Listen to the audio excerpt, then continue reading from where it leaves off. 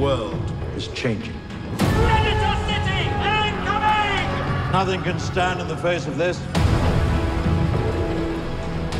We are London.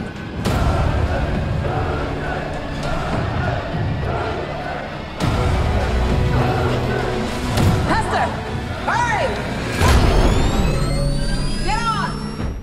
Thank you for the film. Okay. Can you describe it in exactly 5 words? 5 words? No. Well, there's one word. I'd say a look into the future. Really, Yeah. I don't know, but no, you can't describe it. Well, actually, no, That is you 5 can words. describe it in 5 words. A look into the future. Oh, well, there you A go. love story in adversity. Right. Unlikely love story. Yeah. Well, that's Yep. 4 words. Is it 4 words? Well, I've got one up my sleeve. Save it for later. Yep. Now, Christian, this is your feature debut, but you and Peter have been collaborating for years now. So being in the director's chair of a blockbuster film, was it as difficult as you were expecting it to be? More difficult. It was more difficult. I mean, I think any, I mean, you're never actually prepared. I don't think you can prepare yourself. You've just got to do it and then meet the challenges. I mean, I knew it was going to be hard, but I didn't realize how hard it was going to be. But I had fantastic support, had a fantastic crew around me, and yeah, I certainly learnt how to become a long distance runner. Well, you get exhausted after the second week to the point of utter exhaustion, and then you just have to just keep on going. Yeah. That's the thing, So, Peter, was there a point where you just thought, well, you've got this, Christian? Well, yeah. I mean, I just think that Christian, it's often to do with confidence, and a lot of the I was looking at the rushes. I wasn't on set with Christian much at all, but I was looking at the footage he was shooting, and I could see someone who was shooting a film. I mean, that's what Christian's got a really good sense of story, and there was nothing. I wasn't at all concerned about the material that Christian was shooting, but I certainly totally understand what you're saying about the grueling. It's a grueling experience that and the thing is that you sort of generally just have to try and get through it and not let everyone else know how exhausted and how tired you are and things. There's a degree of acting involved. Yeah, you become a good actor. Yeah, you do. Or in my case, maybe not such a good actor. Well, you'll learn. You'll learn to be. Well, I remember you had a really good beard at the time, Yeah, so yeah, that can really mask your facial expressions. No time to groom or No, shave. your personal hygiene goes out the door. Yeah. But you look at the end of the hardest thing is keeping an objectivity about what you've got so much pressure of shooting your day, shooting the schedule, decisions that are going to hit you down the track, and just trying to actually keep objective and look at what you're shooting and thinking, okay, if I was sitting in a movie theater watching a movie, would I believe this? Would I buy the shot? Because you're thinking about all the other factors and just to be that's kind of the hardest thing to actually mentally just keep on top of. That's what I found. That's what I found. I mean, it's just that you're dealing with dozens of things at the time. You're sort of trying to focus on shooting a particular scene, and you've got people coming at you with set designs for 3 weeks' time. This is a set we're going to shoot. Then it's like you're trying to focus on one thing and give them answers. There's never a sort of it doesn't become a defined thing. It's just everything's coming at you at once all the time. And so a lot of the job of directing a film is to be able to psychologically kind of trick yourself into mentally just creating little holes where you can get a clear head, because most of the time you don't have a clear head. Yeah. How did post-production compare to the shooting? So it's a different creative, it's sort of restarting the creative process again. But now you've got all the footage. It's a bit more controlled though, isn't it? Because you're not dealing with the pressure of the pressure of things going wrong. If something goes wrong in the shoot, it can go very badly wrong. You can suddenly find yourself sort of behind schedule without yet in post production is a little more controlled, a little less. Yeah, and it's also slightly reactive too. Like, I mean, obviously on set you're creative in a reactive way because you're reacting to the set and working with the actors. But then in post production you've got the footage, and then you sort of have to then become creative, then you've got creative exercises with the sound design team, but you are now puzzle solving the storytelling with the footage that you have. Yeah. And that takes on, it's the whole thing of there's the movie that you write, the movie you shoot, and the movie that you edit. Three very different films. Yeah, and so it's the beginning of that process. One thing that struck me when I saw the film is the violence on it.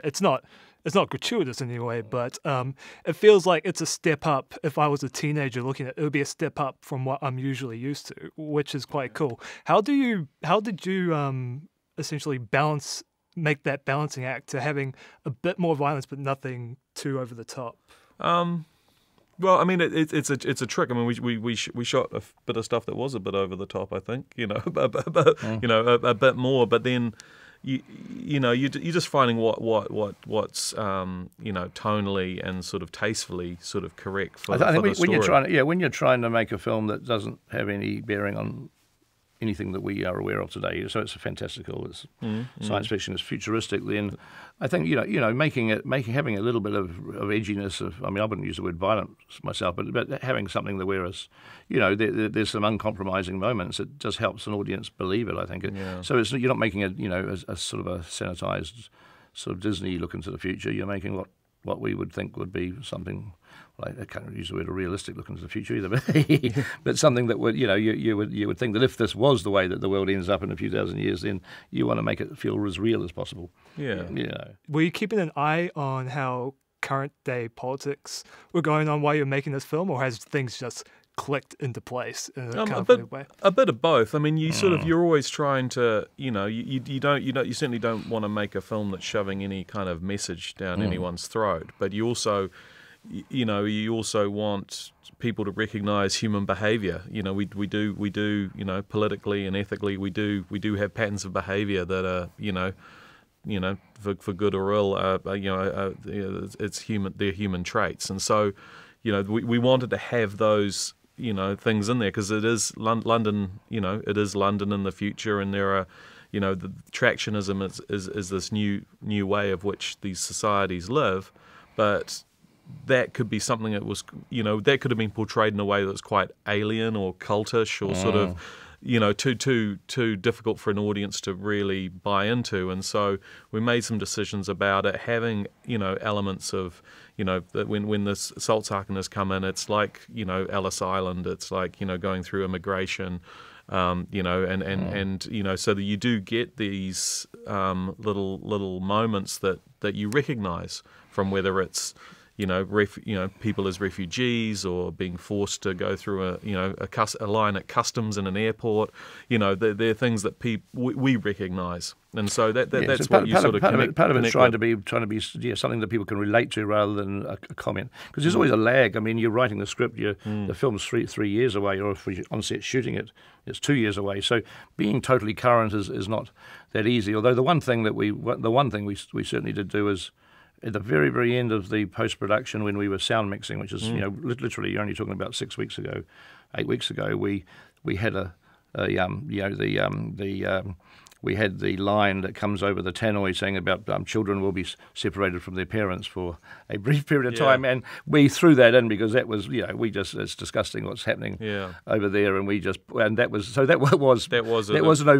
overt moment of us responding to the news that was going on, and we could do that and be current because it was only a few weeks ago. We were able it was just a voice. So and it totally worked in this world anyway. So why would you?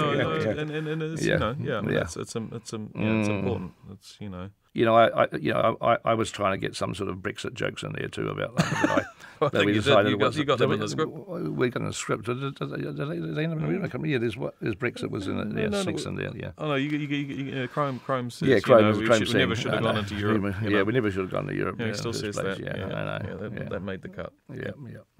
And now London in the movie. London's rolling all over Europe, devouring little cities. So who knows? Who knows? There is a sort of weird. There is a mashup of rampant colonialism and swallowing up nationalism, swallowing up cultures, and there's all sorts of things really. Yeah. But the story is actually about Tom and Hester. It's about Tom and Hester. Yeah, I mean you have to separate the world the setting of the movie, and which includes the politics, includes everything else. The setting versus the story. Stories are always driven. The characters are the ones that are having the story. They're the ones that are experiencing the story. The world doesn't have a story really. It's just the world is the world. That's what you're showing. Yeah. Peter, what have you learned about Christian throughout this entire production? What have I learned about Christian? Well, I'm trying to encourage him to watch the movie with an audience. He's a bit nervous. I didn't think he'd be quite that nervous about watching the film with an audience. But I guess I have to, I'll try and massage him a little bit just through the process of all that, because I think it's I learned that he's certainly got the staying power to do a film, and whilst you can come out of it absolutely exhausted, that's not unusual. I think that was just something you had to learn, is that because you're right. I mean, every film I ever do, I'm totally shattered and exhausted, so it's not a negative thing. But I don't think you quite expected it. But you got through it. You got through the exhaustion, punched through it, and managed to get it done. So, if there's anything I've learned about Christian, is that he should make a second film. There should be another. I mean, he's a filmmaker now, which is great. Well, there's more than one book of them. Yeah. Or anything you want. Or anything else that you want to do. I knew you wouldn't leave me. Shut up and run. You sure you want to do this? I have to. For my mother. You look at her, and all you see are the jagged edges. But she is something quite different. She is beautiful and strange. And very, very rare.